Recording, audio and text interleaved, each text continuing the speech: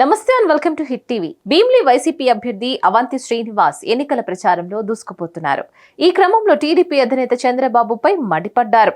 అవ్వాతాతలకి pension ఇవ్వకుండా అడ్డుకుంటున్న చంద్రబాబు నాయుడికి వచ్చే ఎన్నికల్లో ప్రజలు బుద్ధి చెప్తారని అవంతి అన్నారు.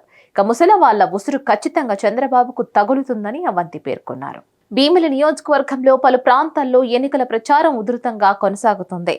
మధురవాడ 5వ వార్డులో మరికవలస, బొరవనిపాలెం, పరదేశీపాలెం తదితర ప్రాంతాల్లో ఎన్నికల ప్రచారం నిర్వహించారు. ఇక అవంతి చేపట్టిన ఎన్నికల ప్రచారానికి అనూహ్య స్పందన లభించింది. అడుగడుగునా ప్రజలు ఘన స్వాగతం పలికారు. గడిచిన 5 సంవత్సరాలలో ఈ 5వ వార్డులో సంక్షేమం, అభివృద్ధి కోసం కోట్ల రూపాయలు ఖర్చు చేశామని అవంతి శ్రీనివాస్ ఈ సందర్భంగా గుర్తు చేశారు.